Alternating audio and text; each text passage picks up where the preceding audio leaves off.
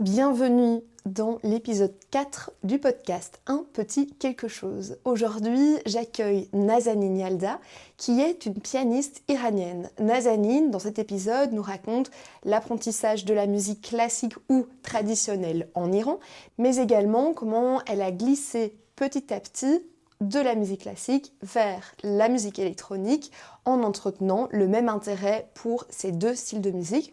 Aujourd'hui, Nazanin tourne avec un duo à 4 mains, donc 2 pianistes, qui s'appelle le duo Zilema, mais également avec son duo Floem pour la musique électronique. Je vous souhaite un bon épisode et je vous invite bien entendu à aller découvrir ce qu'elle fait. Bonjour Nazanin, bienvenue dans cet épisode 4, dans un petit quelque chose.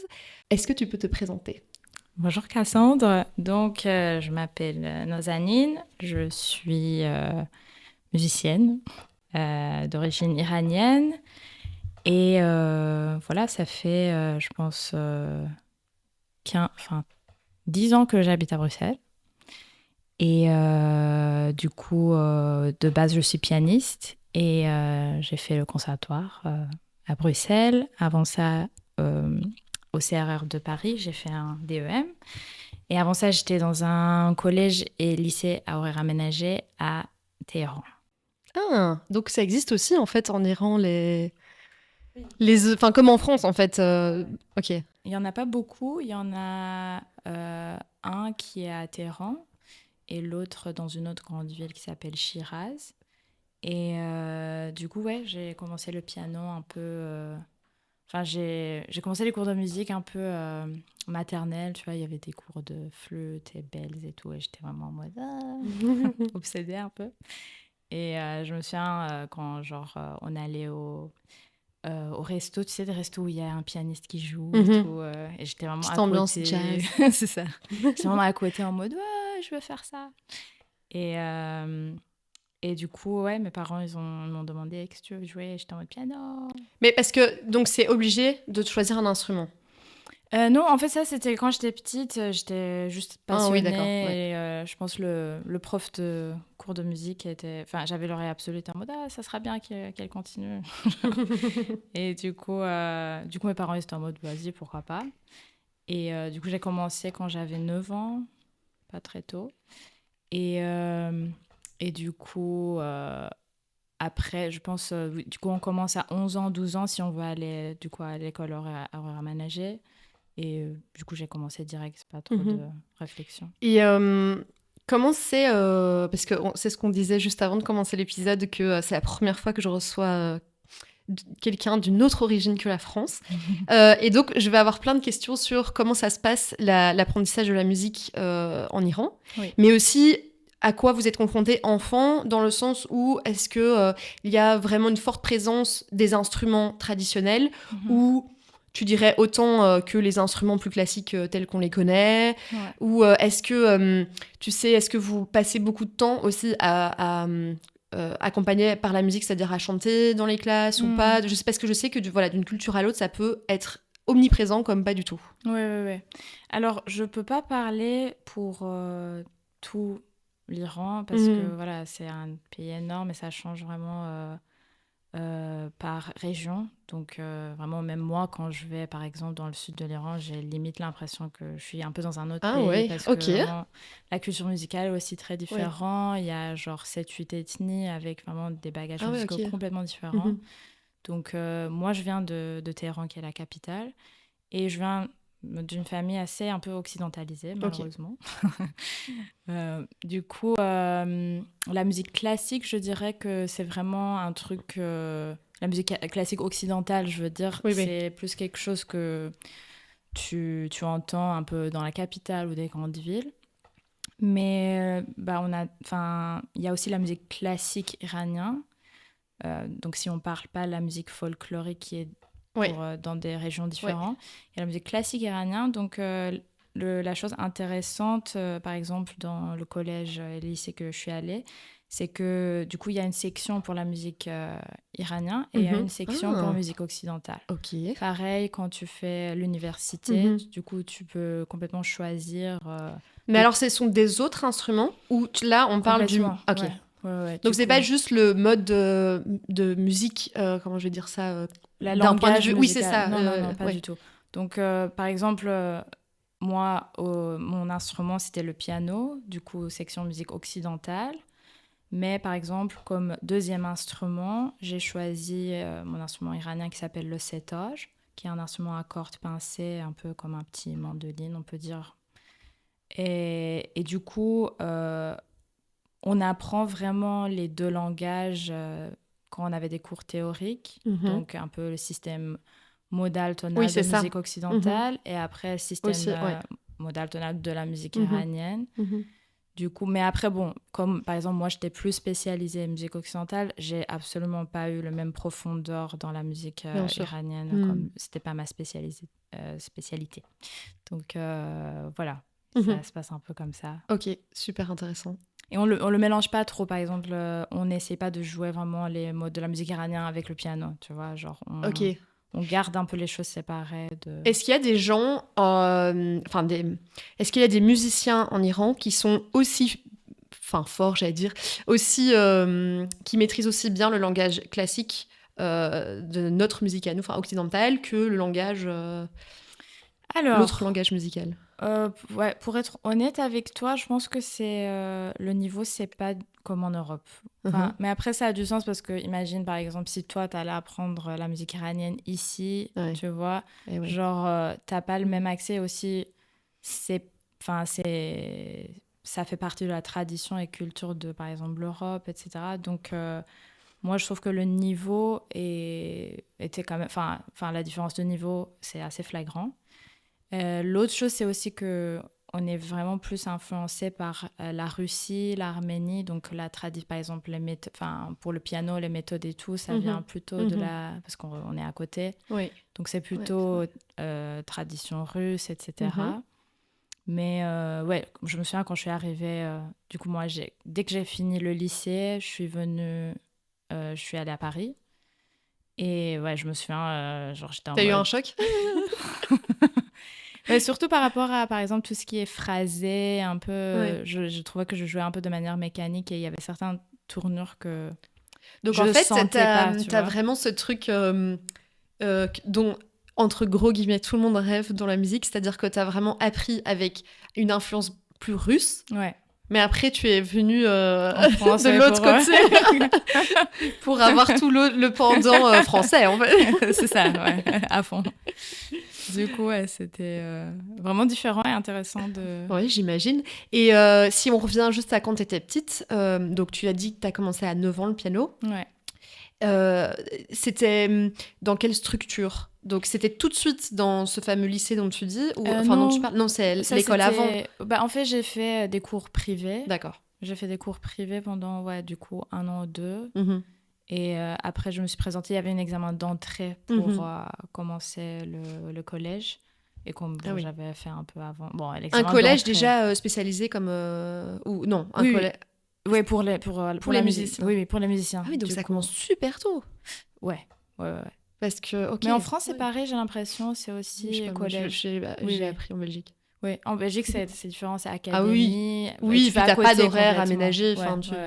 Après, le truc, c'est que, je connais pour la France, c'est qu'ils vont dans une collège et lycée normal, on va dire. Je veux dire, tous les jours, ils ont leurs cours et c'est après qu'ils vont au conservatoire. Voilà. Oui, nous, c'était différent parce qu'en fait, on avait une école qui était très grande et 2 fois par semaine, c'était les jours de musique. Donc, d'un coup, l'école se transforme. On amenait les instruments, il y avait tous les cours de solfège, qui étaient dans ces 2 jours. Et les autres jours, c'était des cours normaux, publics, quoi. Ok. Et c'est élitiste, tu dirais, comme niveau pour rentrer dans cette école? Alors, pour les instruments comme piano et violon et... aussi 2 instruments iraniens qui sont plus courants. Il y avait un examen d'entrée parce qu'il y avait beaucoup de gens qui voulaient faire ça. Évidemment. Et du coup, ils sélectionnaient, par exemple, je me souviens dans ma classe, on était 4 pianistes, par exemple 4 violonistes. Après, on était 20 au total et ils devaient choisir un peu des instruments différents pour qu'après, pour l'orchestre et tout, il y a une sorte de parité pour pouvoir faire les choses. Et je me souviens, il y avait des petits qui voulaient pas jouer, par exemple, au bois. Ils connaissaient même pas. Ils étaient en mode, toi, tu vas faire ça. Du coup, il y a eu des trucs complètement random, tu vois.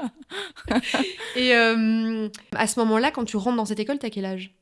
11-12 ans. Oui, puisque c'est ça, c'est collège. C'est après, ouais. Nous, en Iran, après ça a changé, c'est 5 ans de primaire, 3 ans de collège, on dit. Oui. Et 3 ans ou 4 ans, 3 ans de lycée et 1 an de préparation pour entrer à l'université. Ah, waouh, ok.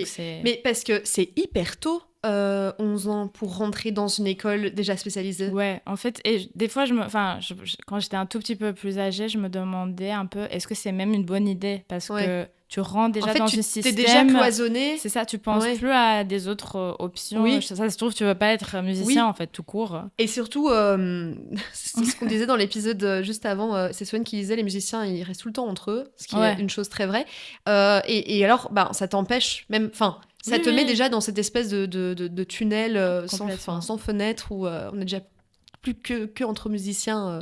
Ça devient difficile de connaître autre chose. Ouais, moi je me souviens, je pense que j'ai eu ma crise après avoir bougé en France. Je pense que avec la galère en plus aussi. Ah ouais, mais d'un coup j'étais en mode, mais en fait, qu'est-ce que c'est normal. Heureusement que je suis C'est pour ça qu'il y a un podcast qui existe. On peut en parler. C'est ça. Du coup, j'ai fait des crises et j'étais en mode, mais j'ai rien vu d'autre. Mes parents, les pauvres, tu vois. Bah oui, tu m'étonnes.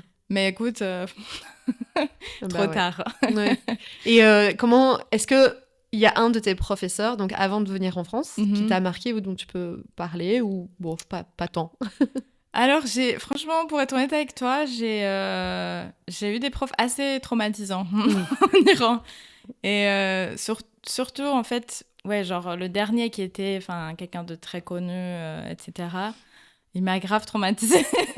C'était un monsieur assez froid et il disait pas grand-chose. Et juste, je sais pas, quand tu jouais quelque chose de mauvais, il faisait juste...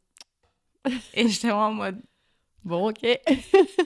Du coup, pour moi, c'était vraiment beaucoup de stress. Après, j'ai appris beaucoup aussi, mais il n'y avait pas trop une relation chaleureuse, on va dire, et... C'était très strict et froid. Dans votre culture, c'est un peu comme ça ou pas du tout. Oui, mais ce monsieur, il était arménien. Et après, bon, les Arméniens, forcément, ils sont pas... Non, je sais, mais ils ont plus de culture russe, non, en Arménie? Oui, c'est ça. Et lui, particulièrement, je pense que c'était sa personnalité d'être un peu froid. Mais à ce moment-là, quand même, tu t'es pas dit « Ah non, je vais changer Alors, le truc, c'est que je pense que quand tu rentres dans une école à partir de 11 ans et il y a tout un truc de compétition, c'est un peu pareil même quand tu es au conservatoire supérieur, tu vois, tu as un truc de « je suis là et je dois le faire ». Et aussi, tu vois, comme... Absolument. Enfin, tu vois, par exemple, je pense que j'ai eu des doutes en lycée, un peu des peurs de, tu vois, « am I gonna make it » et tout. Mais...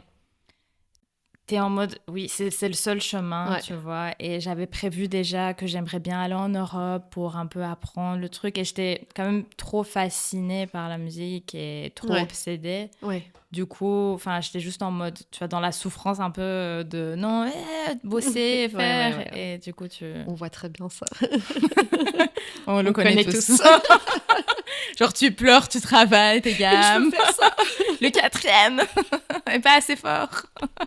Exactement. Et tu dis que tu avais déjà le plan de vouloir aller en Europe. Qu'est-ce qui t'attirait dans l'Europe ? Alors, le truc, c'est que ma grand-mère vit à Paris. Du coup, j'avais déjà un peu un lien avec la France et Paris. Et du coup, je sais pas, mes parents... genre, c'était toujours un truc de... Je fais du piano et après, à un moment, je vais aller... en France et faire le conservatoire, tu vois, un peu des idées comme ça. T'avais un petit chemin comme ça dans ta tête, c'était un peu prévu. Et aussi, ma meilleure amie, elle est iranienne, mais elle est née en France. Et du coup, elle aussi, elle allait retourner elle est violoniste. Du coup, on était un peu à deux en mode, tu vois, les petites filles en mode, on va à Paris. On va à Paris, au conservatoire. Après, on était en mode, help. Du coup, voilà, c'était un peu prévu. Et en plus, j'ai pas fait l'année préparatoire après le lycée pour rentrer dans l'UNIF parce qu'il y a une limite d'âge, surtout à Paris. C'est beaucoup plus hard qu'ici. Oui. Du coup, j'étais en mode, je suis déjà vieille, en fait. Il y a des gens qui ont 14 ans qui font leur DEM au CRA. Du coup, j'étais en mode, bon, je pars direct. Et je parlais même pas encore français. Ah, mais c'était une de mes questions. Non, je parlais pas français. Quand t'es arrivée en France? Ouais. Du coup, c'était... c'était chaud. Mais t'avais pas du tout appris le français, même à l'école, un petit peu ou... Non. Okay. Non, à l'école, on avait anglais comme langue étrangère. Et j'ai commencé à apprendre, genre... parce qu'en fait, de base, je voulais rester 1 an pour me préparer et après partir. Sauf que d'un coup, j'ai eu le stress de l'imitage. Et j'étais en mode, non, tu sais quoi, je vais tenter cette année. Du coup, pendant l'été, j'ai commencé à apprendre le français. J'ai même passé une test de, je sais pas, TCF, je me souviens pas. Et je l'ai eu, parce que je pense que c'était un peu le hasard. J'ai eu genre B1, tu vois, alors que je savais même pas faire une phrase, tu vois. Du coup, quand je suis arrivée, j'étais en mode... En plus, en France, c'est pas comme ici où les gens te parlent en anglais. C'était vraiment... Je me souviens, j'ai eu mon premier cours. Et après, il y a eu des vacances de Toussaint. Et ma prof était en mode, bon, on parle en français. J'étais en mode, t'as cru quoi en 2 semaines, en fait, que j'ai tout appris? Mais bon, au moins, ça m'a poussée d'apprendre. Ouais. Mais tu parles super bien. Et t'as surtout aucun accent, en fait. Si, j'ai un peu d'accent, mais... Mais non. Mais en plus, quel accent? Enfin, tu vois, on pourrait même pas l'identifier. C'est pas comme si on se dit, elle est italienne ou elle est espagnole. Enfin, tu vois, on pourrait pas identifier... Non, franchement... Mais écoute, je suis un peu un perroquet. C'est le principe. Et donc, Paris, t'as réussi le concours d'entrée? Oui. Du coup, je suis venue, je me souviens, avec un visa de concours. Du coup, en gros, c'est un visa où si tu réussis, tu as un titre, ça se transforme en visa étudiant. Et si tu rates, tu rentres. Okay. Du coup, et j'avais 17 ans quand j'ai quitté, parce que je suis née en novembre. Et ma grand-mère devait être responsable légale et tout ça. Du coup, j'ai pris un peu des trucs, tu vois. Je suis partie et j'étais prise et j'étais vraiment en mode... Mais je pense que je me rendais pas compte. C'était un peu automatique. Ouais, j'ai fait, mais je pense que maintenant, avec le recul, je pense que c'est vraiment pas une super idée de partir, changer de pays comme ça, sans rien connaître, savoir. Mais il y avait ta grand-mère de l'autre côté. Oui, mais bon. Oui. Mais j'ai presque envie de te dire, c'est mieux dans ce sens-là de partir de l'Iran pour aller en France que de partir de la France pour aller vers l'Iran à 17 ans en connaissant rien. Je pense que ça change pas grand-chose, hein. Ah ouais. C'est juste, tu vois... C'est 2 cultures tellement différentes. C'est juste... je pense que c'est exactement la même chose si tu fais ça dans un sens ou l'autre. C'est juste te lancer à 17 ans sans avoir 0 expérience sociale, complètement dans une autre culture. Ah oui, de ce point de vue-là. Ouais, en tant que... au niveau personnel, je veux dire, bien sûr, pour la carrière et tout, c'est très bien. Ouais. Mais je pense que c'est mieux d'avoir un peu une identité plus formée au niveau social et en tant qu'adulte et après changer de pays parce que moi, personnellement, j'étais un peu perdue, tu vois. Tous tes repères sont complètement partis et tu dois... c'est un peu adapt to survive, tu vois. Donc, je conseille d'attendre un peu avant de... Et à Paris, t'es restée combien de temps? J'ai resté 3 ans. Je suis restée 3 ans. De base, je voulais tenter le CNSM de Lyon avec Florent Beaufard, mais j'ai eu une tendinite. Oh non. Et du coup, pendant 6 mois, je ne peux pas jouer. Après, être acceptée aussi au CNSM de Lyon, on ne sait jamais. Ouais. Mais... Et du coup, un peu par hasard, ma prof de Paris m'a dit, ouais, il y a Bruxelles et tout. Et du coup, j'ai tenté et ça a marché.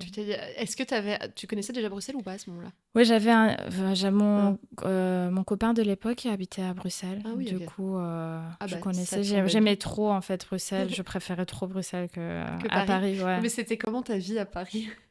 Franchement, Toi qui venais de Téhéran, ça n'a rien à voir. C'était un peu particulier parce que comme j'ai fait le CRR, tu sais, c'est pas vraiment comme...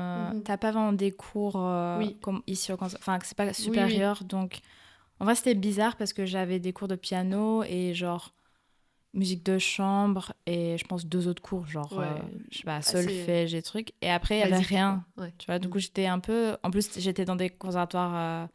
Enfin, tu étais dans le conservatoire un peu solo, en mode juste bosser et tout. Du coup, t'es pas vraiment... entourée dans un truc étudiant où tu es dans une classe et tout avec 20 autres personnes. Du coup, c'était un peu spécial. Mais en même temps, j'aimais bien. J'ai trouvé des amis ailleurs en dehors aussi, de conservatoire. Mais je pense que les 2 premières années, quand tu changes de pays, c'est quand même difficile. Ah oui. Au niveau... Complètement d'accord. Du coup, mais on dit qu'il faut entre 3 et 5 ans pour se sentir dans une ville, se sentir là dans une ville, quoi. Je suis d'accord. S'identifier à la ville. Ouais, trouver sa place. C'est énorme, en fait. Hein. 3 à 5 ans, c'est non, franchement, les 2 premières années, c'est vraiment des moments de dépression assez intenses. Mais bon. Surtout à cet âge-là. Oui. D'un coup, je sais pas, il y a plus tes parents. Non. Ouais, je comprends. Et t'as fait tes 5 ans chez Eliane Reyes? Oui, mais il y avait une année, je pense, où j'étais avec Gabriel Teclou. Ah oui. Parce que je pense, il y a eu un partage de classe. Oui. Du coup, j'étais avec Gabriel Teclou et j'ai fait aussi le master spécialisé pour musique de chambre, encore avec Gabriel Teclou et Mouhidine Turoglu. Ah, et ça existe en musique de chambre, je savais pas. Ok. Ouais. J'ai fait avec Sylvia en 4 mains. Oui. Coup. Quand tu es arrivée à Bruxelles, tu connaissais un petit peu la ville, comme tu disais. Vite fait, quoi, ouais. Vite fait. Mais t'as tout de suite senti la vibes de Bruxelles? Ouais, genre, j'ai direct senti la vibe, j'étais en mode, c'est ma ville. Je reste. C'est ça. Non, franchement, c'était trop cool parce que, genre, vraiment, j'ai senti que j'étais dans un cadre quand même universitaire, en quelque sorte. Genre, il y avait tout le monde qui arrivait, on était toutes cute première année en mode... dans l'audito, pour dire. Alors, il y a ça. Oui. Et tout le monde était un peu de partout. Ça, c'était aussi très chouette parce que... En France, genre... c'est très franco-français. C'est très franco-français. Et en même temps, dans les CNSM, c'est un peu plus... Un peu plus, mais pas vraiment. Non, je pense que même au CRR, je pense qu'il y avait des Japonais, Coréens et Français. Ouais. J'ai pas vu... Oui, c'est vrai. Mais en fait, Bruxelles, c'est une plaque tournante. Ouais, c'était vraiment... Il y a deux... Enfin, j'ai vu... Enfin, il y avait... je sais pas combien de nationalités dans ma classe. Et j'étais vraiment en mode... Ah, trop bien. Ça parlait anglais, ça parlait français. Ah oui. Et j'étais en mode... Enfin, je peux parler. Enfin, je peux faire des blagues. Et qu'est-ce que tu as pensé de la... Alors, je vais pas dire de la pédagogie de ta professeure, mais en général, de la pédagogie à laquelle tu étais confrontée, déjà en Europe de manière générale, mais peut-être est-ce que tu as senti une différence entre Paris et Bruxelles? Alors, je pense que... Enfin, du coup, ma prof à Paris, c'était Célimène Daudet, je sais pas si tu la connais. Ah oui, elle a l'air géniale, cette pianiste. J'ai entendu ça, c'est super chouette. Elle est très très chouette. Et aussi en musique de chambre, j'avais Christian Rivet. Je sais pas si tu connais, il est guitariste et luthiste, il joue avec Emmanuel Pahu. Ah oui, ok.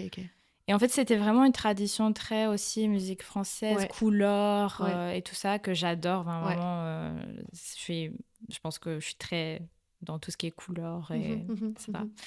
Donc et du coup, Eliane, c'est un peu une continuité aussi de cette école française, je dirais. Du coup, c'était assez cohérent ce que j'ai eu. C'était quand même plus doux que ce que tu avais reçu en Iran par rapport à ce professeur. Ah oui. Non, vraiment, j'ai eu des contacts hyper sympas et beaucoup plus dans un échange et c'était vachement plus agréable. Et pendant ces études, t'étais encore dans un tunnel de dire je fais ça et je finis, ou alors le truc c'est que en tant qu'étrangère tu subis beaucoup de problèmes de racisme, donc le truc c'est que en Belgique du coup il y a ce truc de équivalence des diplômes, etc. J'avais que le choix d'étudier la musique.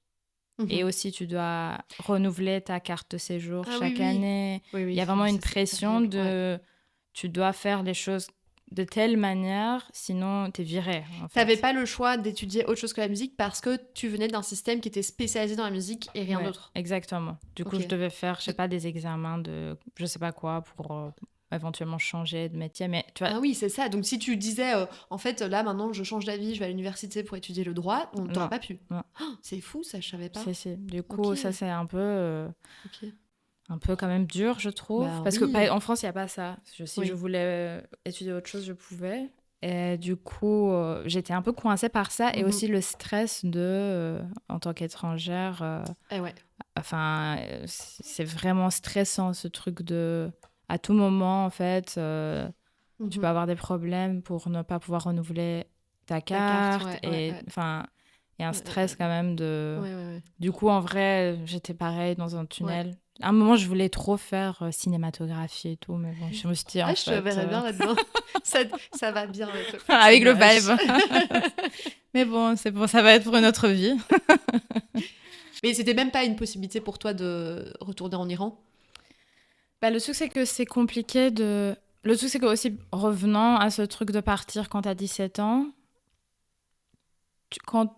même aujourd'hui, quand je retourne, je suis un peu dans une bulle de famille. Beaucoup d'amis sont partis aussi. Genre, j'ai pas vraiment une connexion avec une sorte de vie sociale. Ça peut se construire, bien sûr. Par exemple, si là, je vais en Iran et que je reste 6 mois, je vais pouvoir créer une sorte de réseau et tout. Mais j'ai pas eu le temps. Du coup, en fait, c'est pas comme tu te dis, là, je rentre et je vais...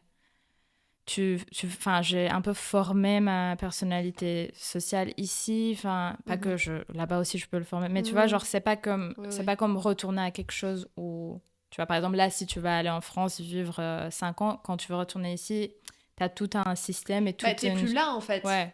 Il y a des gens qui restent. Ouais. Pas tout le monde, mais même les gens qui restent, c'est pas le même lien. Parce que tu vis plus les choses au jour le jour. Et aussi, surtout, tu changes énormément entre 17 ans et 20 et quelques, tu vois. Enfin, tu deviens plus la même personne. C'est pas... du coup, même les amis qui sont là et tout, enfin, c'est pas du tout... Enfin, on fait... On se forme, quoi. Donc...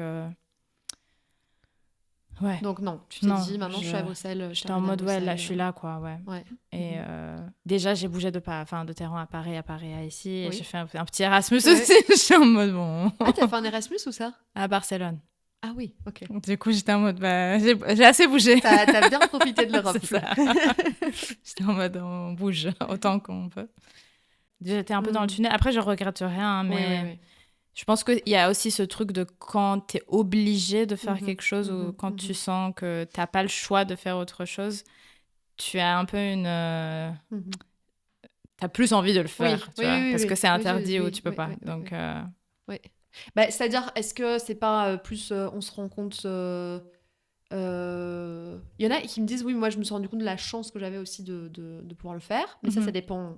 de tous justement et parfois quand on mesure pas notre situation, donc prenons une personne lambda qui a ses parents qui habitent en Belgique, enfin voilà, c'est oh oui bah tiens pourquoi pas faire ça, enfin c'est sûr que il y a peut-être une motivation intrinsèque qui est différente. Je pense que si on prend une personne dans ton cas, ça c'est clair. Tout à fait. On va parler un petit peu de ton quatre mains avec Cécile. Oui. Tu jouais déjà en quatre mains avec Cécile? Alors, le truc, c'est que j'ai commencé à faire du 4 mains en dernière année de bachelier avec une autre amie à moi, Mathilde, qu'on était dans la même promo, parce que Sylvia, elle était, je pense, dans ta promo. Un truc comme ça. Mais elle est partie à Lyon. Et après, moi, j'aimais trop le 4 mains. C'est galère, mais j'aime trop. Et du coup, avec Sylvia, on était toujours très amis. Et j'étais en mode, vas-y, ça te dit qu'on teste. Et ça a bien marché. Et on s'est chauffé. Et du coup, on a commencé un peu avant à en faire, quand j'étais du coup en master.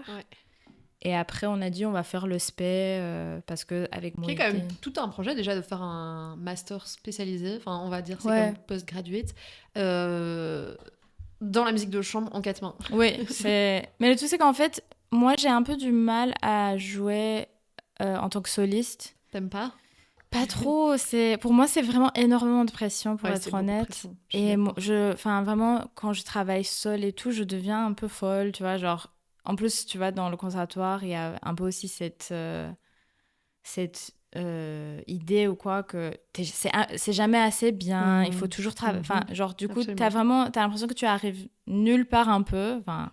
Et du coup, moi, j'en pouvais plus. Je suis très perfectionniste et tout. Genre, je sentais que mentalement, c'est too much, tu vois. Et je pouvais pas. Surtout les pianistes. Hein. Oui, Ils sont encore plus seuls. Parce qu'on est vraiment très solitaire. Ouais, on est déjà tout seul. Ouais, dans l'apprentissage en tout cas. Mais les pianistes encore plus. Parce que l'instrument se suffit à lui-même. Ouais. Du coup, en fait, genre, ça me déprimait un peu.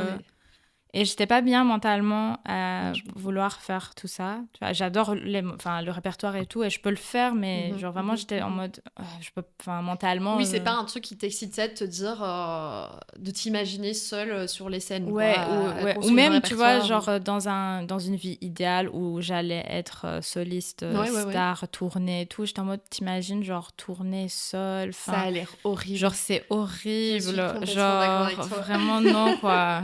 Non, je me suis toujours dit, imaginons, on prend donc une superstar, bon, encore une fois, qui concerne 2% de la musique classique en plus de ça, qui remplit une salle de 2000 personnes, disons. Ouais. Tu te dis, toi qui es dans le public, tu te dis, amazing, tu vois, c'est un truc de dingue et tout, so famous, quoi, la personne. Et la personne sort de scène, elle est toute seule. Ouais. Elle rentre toute seule dans sa chambre d'hôtel. Elle est toute seule alors que 30 minutes avant, elle est en direct à la télé, à la radio. Non, mais moi, exactement. Et je me suis dit, la différence, elle est quand même hyper trash, quoi. À gérer, ne fût-ce que, je sais pas, pour le cognitif, tu vois, c'est... genre, c'est pas possible. Bah ouais. Et puis, t'es tout le temps dans les avions, t'es tout le temps seule. Déjà, le jet lag et tout. Et aussi, je sais pas, genre vraiment, les chambres d'hôtel, franchement, il y a un truc quand même déprimant d'être solo. Genre vraiment, t'es avec un silence comme ça qui perce les oreilles. Genre, en mode, je me suis projetée dans tout ça en mode, allez, disons que tu pouvais avoir tout ça. Et j'étais en mode, en fait, non. Non. Non, merci. Non, merci. Non seulement je dois galérer, bosser, je sais pas, 10 heures par jour, c'est que je vais être en mode jet lag solo dans une chambre d'hôtel. Non. Non, bah oui. En fait, j'aime trop le 4 mains parce que c'est une formation, je trouve, pour moi, c'est parmi les plus difficiles. Et c'est pas assez reconnu aussi. Genre, c'est pas trop considéré musique de chambre. Oui, c'est vrai. Genre, c'est vraiment... Il y a un truc marginalisé de 4 mains. Je crois qu'il y a plein de pianistes. Il faudrait qu'on fasse... Je demanderai sur mes réseaux sociaux. Je pense qu'il y a plus de pianistes qui n'aiment pas le 4 mains que des pianistes qui aiment bien le 4 mains. Ouais, mais en fait, le c'est qu'il y a vraiment une frustration avec le 4 mains. On va pas se mentir. Tu partages le même instrument, t'es pas confortable parce que tu dois être comme ça. Il y a vraiment un bras qui peut pas bouger, presque. C'est clair. Et aussi, le fait de partager le même instrument, c'est que vraiment, tu fais un truc qui sort de l'équilibre, c'est là. Ouais. Donc, vraiment, pendant 1 an, tu joues mal. Ouais. Parce que tu dois vraiment pouvoir respirer avec l'autre, vraiment tout faire. Enfin, il faut vraiment trouver une sorte de symbiose que je trouve l'autre formation qui est proche à ça, c'est le quatuor à cordes. Ouais. Donc, c'est un truc que tu dois vraiment constamment travailler, avoir des répétitions au moins 2 fois par semaine. Sinon, tu perds cet équilibre et symbiose. Et ça marche vraiment pas si t'as pas ça. Ouais. Ça sonne horrible. Ouais. C'est le même instrument, tu vois. Du coup, c'est vraiment galère à arriver à ça. Et je trouve qu'il y a aussi beaucoup de pianistes qui jouent du répertoire 4 mains en mode rigolote, en mode on va faire un petit valse de Brahms, cute bis, tu vois. Du coup, je pense que ça le met pas en valeur, en fait. Vrai. Alors que, tu vois, il y a des trucs de dingue qui ont été écrits pour 4 mains. Ou, justement, je suis d'accord. Ouais, les trucs orchestrales aussi, tu peux faire des trucs de ouf. Et mais c'est pas trop dans les catégories musique de chambre, il y a même pas des formations que tu peux faire en vrai. Ça, du coup, c'est un peu chiant, c'est dommage, je trouve. Oui, mais ça a été à ton avantage. Oui. il y avait une petite place pour ça, en tout cas. Et aussi, c'est pratique parce qu'en final, c'est un piano, parce qu'il y a beaucoup de gens qui font 2 pianos, mais aller trouvant 2 pianos pour... C'est un enfer, c'est impossible. Donc... en vrai, je recommande. Et qu'est-ce que tu as travaillé pendant la spécialisation avec Sylvia ? Alors, on s'est concentré sur la musique de Ravel. Oui. Donc, du coup, c'était un peu... français. Vraiment que Ravel, en fait. Ah oui. Donc, c'était... parce qu'il a écrit les choses pour 4 mains, donc Ma mère Loi et tout ça. Mais aussi les arrangements pour la valse et... Rhapsodie espagnole et tout ça. Et comme c'est vraiment très couleur, justement, c'est hyper intéressant de pouvoir utiliser tout le piano pour le faire. C'est très... Après, on est allé un peu vers les choses plus contemporaines, comme Fazil Say et tout. où c'est aussi très cool parce que, je sais pas, une personne peut jouer à l'intérieur, l'autre là, donc tu as vraiment une palette très vaste. Tu peux utiliser toutes les sonorités du piano, encore plus que ce qu'on pense. Oui, c'est ça. Et comme je suis plus musique contemporaine et tout, ça m'intéresse énormément. Et après, il y a aussi des pépites comme Schubert et tous les trucs hyper beaux, classiques qu'on fait aussi. Du coup, en vrai, c'est très riche comme répertoire et pratique et tout. Donc... Vous avez participé à un concours qui vous a propulsé. C'est ça. On en a jamais parlé d'ailleurs, toutes les deux, de Dis-moi tout. Bah oui, c'était Festival des Wallonies, c'est ça. Hein. C'était Génération Classique, voilà. Le concours. Du coup, oui, on a eu la 2e place. Oui. Et c'était super bien parce que du coup, on a eu une petite tournée Bruxelles-Wallonie qui était vraiment géniale. Et jouer au studio 4 Flagey. Oui, c'est ça, je me disais bien. Le jour le plus stressant de ma vie. Et ce piano, oh my god. Il était pas bien. C'était incroyable. Ah oui, d'accord. J'avais jamais joué avec un piano comme ça. Ah oui ? Ah oui. Incroyable. Ouais. Du coup, c'était vraiment très, très donc cool. vous êtes quand même allé loin avec Sylvia dans votre... Oui. On est allé quand même loin. Et on continue toujours. C'est un peu plus calme en ce moment, mais je pense que... Mais vous jouez encore ? Enfin, vous avez des concerts ou pour l'instant non, mais vous aimeriez bien en avoir encore ou... On aimerait bien avoir encore. On a pour le moment juste une date en janvier. Et... Ouais, on doit un peu chercher. J'ai l'impression, juste en musique classique, c'est un peu plus compliqué d'avoir des dates. C'est carrément plus compliqué. Enfin, c'est un peu mort, du coup. Je sais pas. Je sais pas. Appel au programmateur. On est un peu en mode... Coucou. On t'est allé où? Non, c'est difficile. C'est un peu difficile. Et il y a des phases. En plus, j'ai l'impression qu'il y a des moments inexplicables, mais pire que d'autres, des années plus dures que les autres. Oui, et j'ai l'impression toujours, il y a un moment où tu es vraiment dans le spotlight, après ça meurt pendant genre même 1 an ou quoi, et après ça peut reprendre, donc j'ai pas encore... il faut maintenir, c'est un peu comme les stars de cinéma, tu vois, genre tout d'un coup, c'est qui ce jeune acteur qui a reçu un Oscar, tu vois, qui est dans le spotlight, comme tu dis, et puis il maintient pas l'intérêt avec ses projets, il peut se faire oublier facilement. Enfin, on va plus spécialement aller le chercher comme on pourrait penser, tu vois, dès le début. Je pense que c'est ça aussi. Ouais, en tout cas, je sens vraiment que c'est un peu plus compliqué. Et aussi, je sens vraiment ce truc de, par exemple, il y a vraiment une place pour les stars, enfin, vraiment la partie élite. Et après, le reste, il faut vraiment chercher dans des petits trucs un peu. Et enfin, comparé à musique électronique, etc., je trouve... c'est vraiment... Oui, je suis d'accord. Oui. Moins drôle. Oui, c'est clair. Et par rapport, justement, puisque tu m'as touché un mot à la musique électronique, dont on va parler, puisque tu as un duo... Alors, je sais pas comment on prononce... C'est Floem. Floem, ah voilà, c'est bien ça. C'est quoi comme origine, le mot ? Alors, c'est grec, Floem. Ah, ok. Enfin, le truc, c'est que... Xylème et Floem, c'est 2 parties de la plante. Du coup, mon duo avec Sylvia, ça s'appelle Xylema. Xylème. Et duo avec, du coup, Alex, c'est Floem. Oui. En fait, c'est 2 parties de la plante qui transfèrent les nutriments des racines vers les feuilles. Je suis très plante. D'accord. Du coup, c'est deux couches vraiment microscopiques de la plante. Et du coup, c'est... Donc, c'est toi qui as proposé les noms de groupe. C'est trop dur de choisir le nom de groupe. Oui, c'est super dur. Ouais, je lisais un livre un peu qui est assez connu qui s'appelle The Overstory. Ça parle de l'arbre et tout. Et je suis très fan des plantes. J'ai 40 pots. C'est un jungle chez moi. Du coup, j'étais en mode, ouais, plantes. Du coup, on est parti un peu dans une esthétique de plantes avec les 2 groupes. Bah, pourquoi pas, hein, ouais. Du coup, Floem, en gros, c'est ça, Xylème aussi. Et du coup, en fait, c'était un peu par hasard que, grâce à Covid, que... Ah, le fameux Covid. Oui, meilleur moment de ma vie. Tout se passe pour tout le monde. Un peu par hasard, je suis devenue coloc. Enfin, c'est avec Alex, mon collègue, qui a fait aussi le conservatoire en compo. On est devenus coloc. Enfin, il a rejoint ma colocation. Et du coup, lui, il a fait la composition et un peu musique électronique. Il commençait aussi un peu voir. Et dans ses projets au conservatoire aussi, il faisait un peu des trucs hybrides, instruments acoustiques et tout.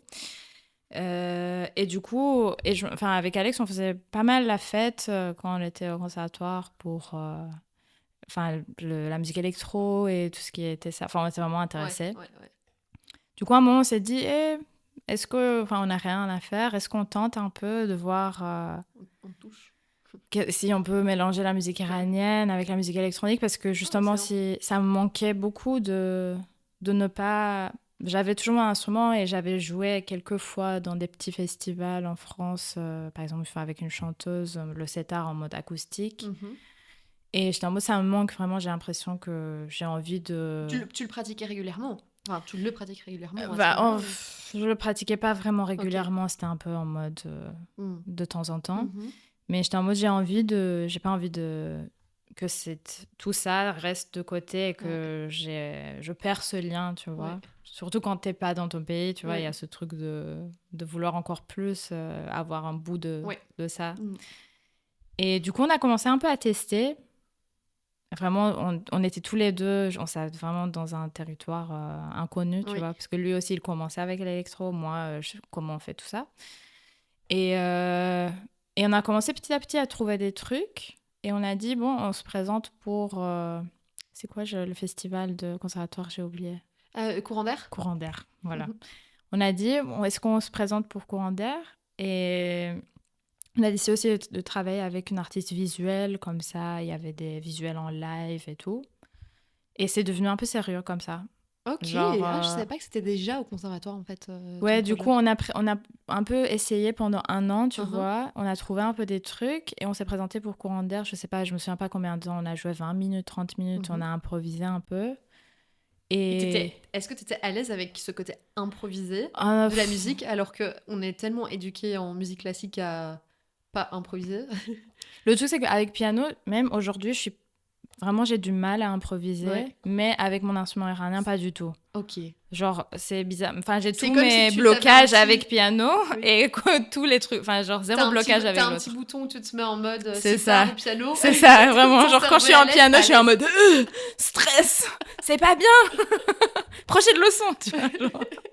Mais avec cet art, comme tu vois, il y avait vraiment, je me sentais libre. Enfin, j'ai commencé à le faire avec Alex en mode plaisir purement, tu vois. Et tu utilisais des modes iraniens ou Oui. Ok. Oui. Oui, donc tu maîtrises quand même un petit peu. Oui, quand même un peu.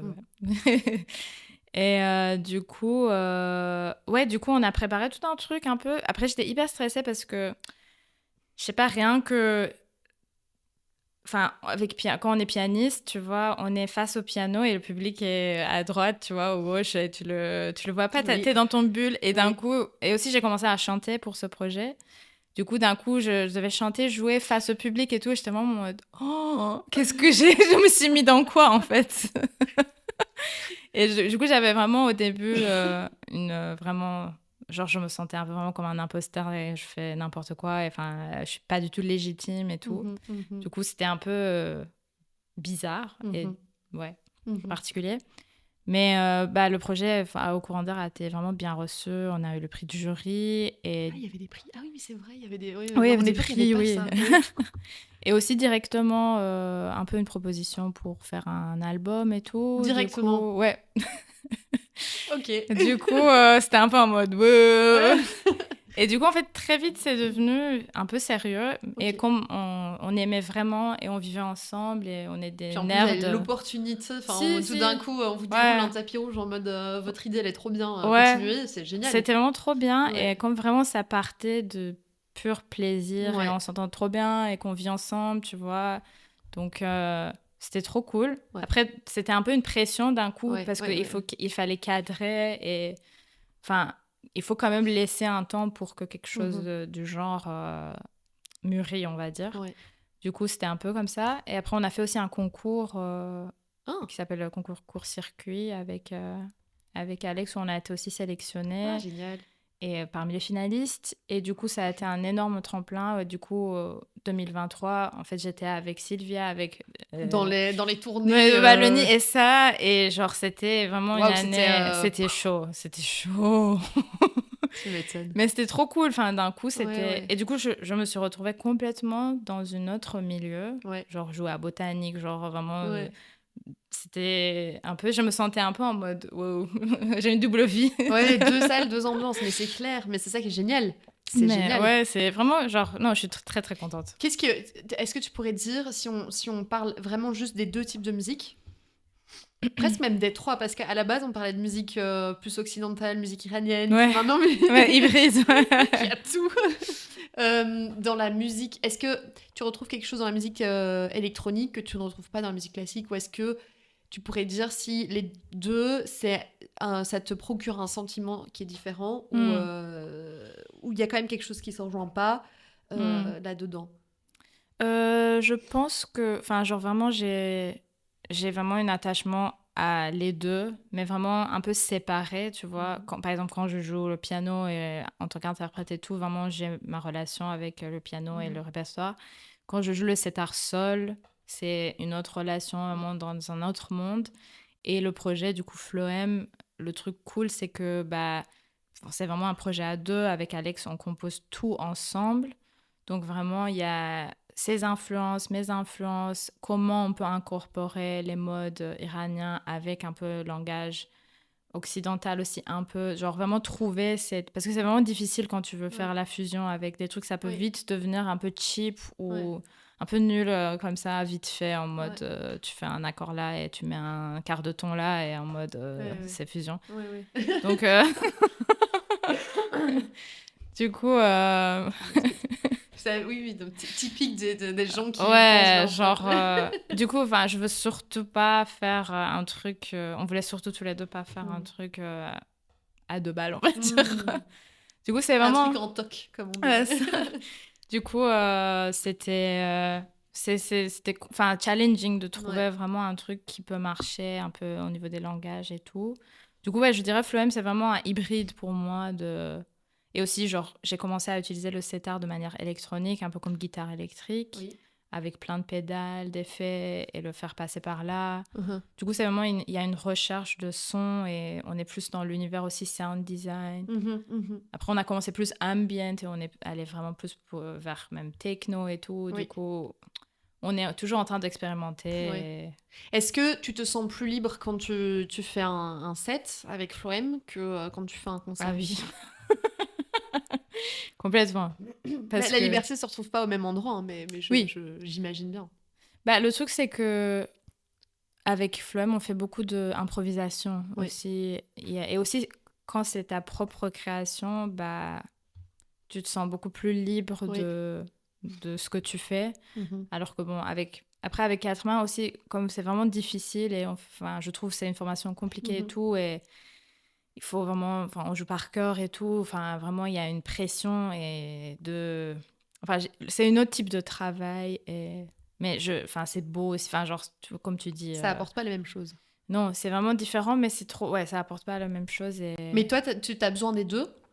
Maintenant que tu pratiques les 2 quand même à un niveau avancé, est-ce que tu pourrais te passer de l'un ou de l'autre, ou c'est dans cet équilibre-là que tu dirais que tu es vraiment une musicienne, en tout cas aujourd'hui, aujourd'hui, où tu te sens épanouie parce que tu te retrouves dans toutes ces facettes-là?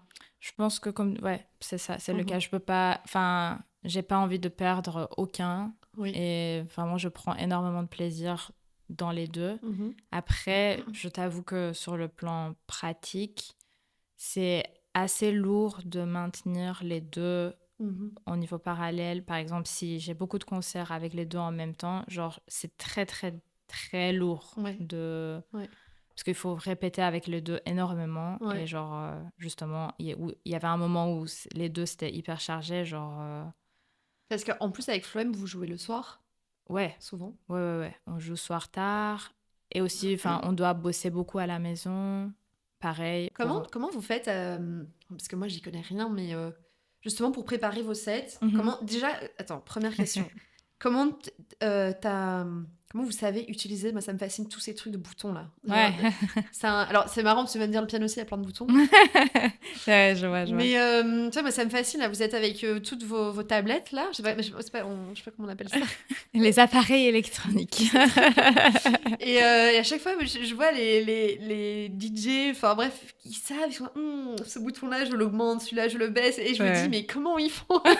Ouais, c'est fascinant. J'ai mis du temps à T'as pratiqué ça en fait. Oui, parce que je sais que Alex, il est ingénieur du son aussi, et comme il était dans l'électro déjà, il connaît utiliser, il sait utiliser tous ces trucs. Moi, par exemple, je sais pas, j'ai une table de mixage pour la voix où je passe les pédales d'effet. Après, j'ai un synthétiseur, j'ai un pad où ça connecte avec le programme de Alex pour avoir, je sais pas, des samples. Ou des trucs, des effets, machin. Donc, tu assignes des trucs à des contrôleurs, en gros. Et après, tu te débrouilles. Mais... Vous êtes organisés entre vous sur... Ouais, du coup, lui, il gère plus... Enfin, lui, il fait la production, genre vraiment, Ableton, c'est lui qui le gère. Tout ce qui est percussion, c'est lui. On a chacun un synthétiseur, mais différent. Moi, je gère tout ce qui est harmonique, mélodique, sitar, voix. Du coup, lui aussi, des fois, il a des pads et tout. Donc, Vous avez des moments des concerts qui sont meilleurs que d'autres? Oui. Ou globalement, vous savez que à peu près à quoi ça va ressembler? Les concerts? Oui.